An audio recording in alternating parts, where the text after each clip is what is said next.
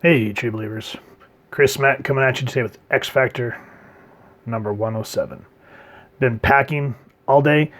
For those of you that missed our last X Factor review, we are getting ready to move, so the whole house has been in flux. You know what I mean? So I've been packing for 7 hours straight. So I'm like, let's sit down. I had to break down my studio. So I'm like, you know what? Let's sit down with some good old fashioned comics. And what better way to do that than Mutant Muscle meets Mutant Mass. Mass. Guido versus Blob. And you can just see what we are in store for on the cover. This is an excellent artwork piece.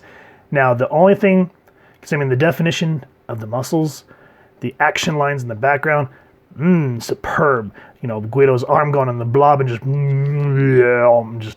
gross. The only thing I don't like is Blob's head. It is very disproportionate to his body. We're always used to seeing Fred Duke with the round face.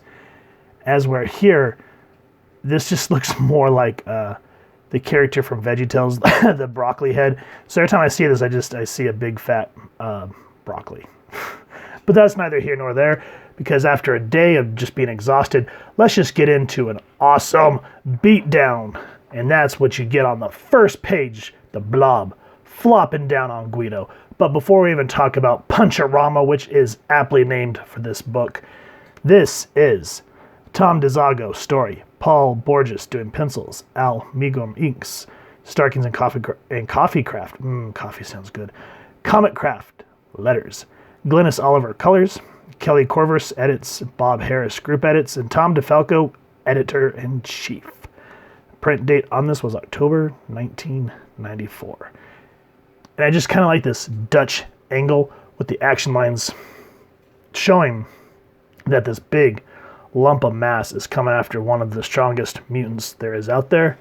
And so I like how Guido just says, okay, so this is what happened, right? I'm down at the airport, minding my own business, trying to get a flight to Seattle, which I missed to catch the big Leela Cheney concert. And he's like, Leela and me have been pals for years. And before I took the gig with X Factor, I used to do some bodyguard/security work for her, amongst other things. Giggity, all right. Anyway, so you can just kind of see, I missed my plane, and now I got to deal with this big, literally big pain in my butt. And I just love this page. You don't really get to see cool stuff like this in modern comics anymore. Yes, there's books that have beautiful pieces, but just back in the day, man. I know this is when Marvel got a little more corporate. If you don't know what I'm talking about, make sure to check out Amazon Prime and look at Chris Claremont's X-Men. And Ann Nocenti, Chris Claremont, and Louise Simonson talk about how Marvel used to be fun and then how it got a little more corporate. But I don't want to get into that because we're going to talk about fun, especially after such a long day. But it's definitely a documentary you want to check out. And so I know in a lot of my reviews I talk about how a book needs to have depth, subtext, to, give it that just extra layer. Or again, in the documentary, how Chris Claremont said that before you get into any of the action, it's always a character-driven drama first. And that, because of what we know about the characters of this series that Peter David fleshed out back in the, what was it? Was it X Factor number 72 or 73? Either way, make fun of me down in the comments, but we did a review on it. I'll try to remember to leave a card. But anyway, there are times where you just want to shut your brain down and you just want to see some good action. And this is definitely the Michael Bay of that. Now, yes, there are some moments that start to hit you, which keeps you engaged, so you're just not, punch. Okay, can we do something? So you're getting the perspective of Guido. And he's talking about his mutant ability, how he's able to absorb kinetic energy, but he has to release it. As we went over X Factor, I think it was 86, where he's being interviewed by a psychologist. I don't want to give that away. I know these are older books, but I didn't give it away then, and I'm not going to give it away now. Go get the book. But he said that's how he got to be disproportionate how he is now, because he didn't know how to release it. And that's why his body got kind of twisted. That's why he has little legs and a bigger body. Now, the reason I'm going back to all this is, you think Guido is a... Wait, what's that saying? Something against an immovable object, moving force against an immovable object. I can't remember the saying, but that's what this is. And that's what I'm trying to get at here is Guido actually feels the punch from the Blob. Now, this may seem like a lot of reading, but it really gives you Guido's mindset.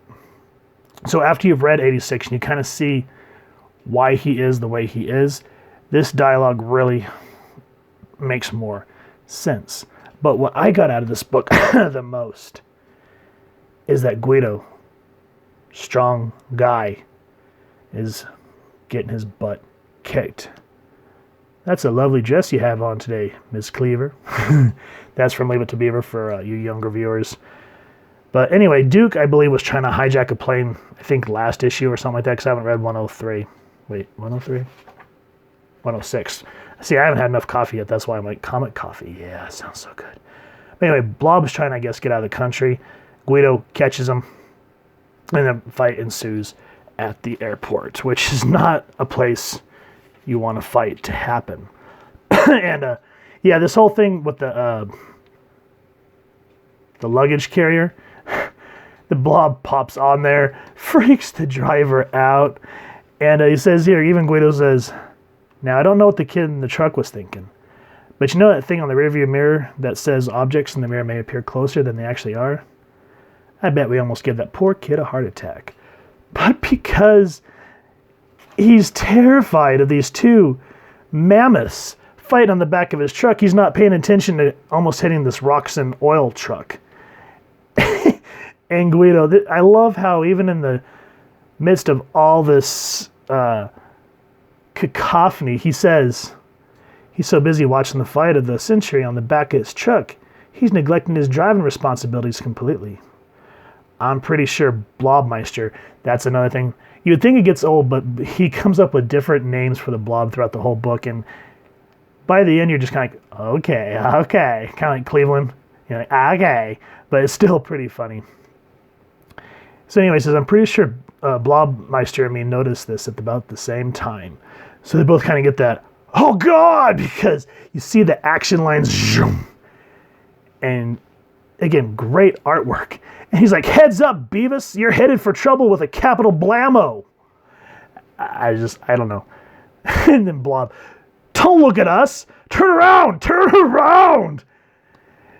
So I like how, oh God, what's the writer's name here? I'm sorry. Todd DeZago. He picks up on Peter David's humor, because that's who was writing this initially. And I kind of feel like DeZago here really captured the essence of the characters here. And I love that look, like, oh my God! It looks like a real life Eric Cartman to me. But anyway. And it kind of turns into sort of this buddy cop, the buddy cop comedy where they kind of hate each other. Even though these are supposed to be mortal enemies, you see Guido trying to get the truck out of the way of the oil tanker, and he's like, turn left! And Guido's like, your left or mine? And there's a funny little punchline there that I don't want to give away. But anyway, after the comedy passes, and we get past ads, which if I can get my finger to turn the right page,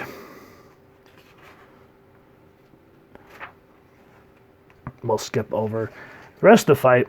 And there's even a moment with the rest of X Factory to kind of find out that they made their own danger room. So in a sense, this kind of, I don't know.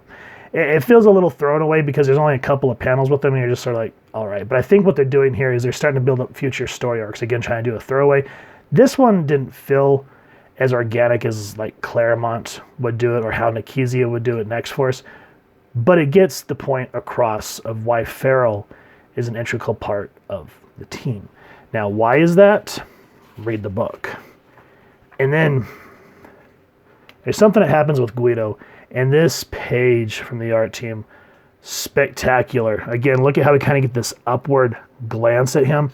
And he is just one giant beefcake. And this kind of looks like the Build-A-Figure that just came out recently. Now, what I like is how Guido's saying he needs to release this energy. Again, it goes back to what we were talking about in 86. And so he grabs this plane that Duke's trying to run him over with, the Blob. That's when I say Duke, I mean the Blob. And you come to find out that Guido's actually sweating. And because he's only stopping the plane, he's not doing anything. He's not releasing the kinetic energy. And he's talking about how his veins are on fire and he feels like he's gonna burst. Now, don't want to spoil any more of the story, but I wanted to pinpoint this because at the end, if I can find it, I want to go over this. Now, again, I don't want an ad. Issue 86, when the team is being psychoanalyzed.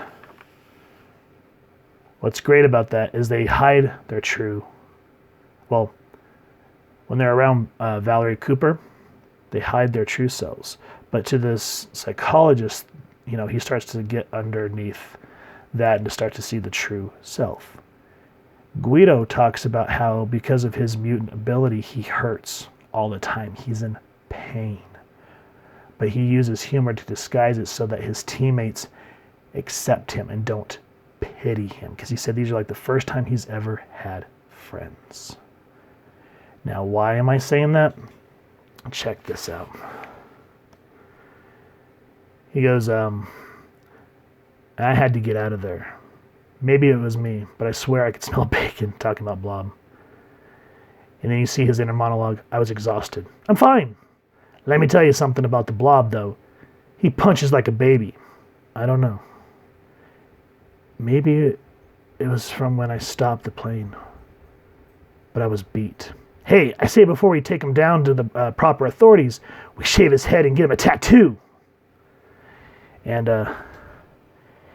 yeah, the strongest guy is exhausted.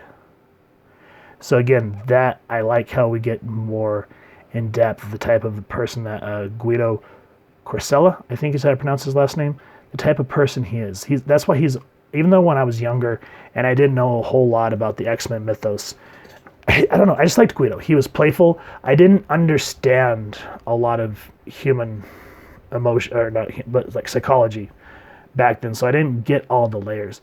But nonetheless, I thought he was a fun character. I liked that he cared about his teammates and all that good stuff. But now that I'm older, I understand the world a little bit better, though none of us really do, but we kind of get a little bit of an inkling.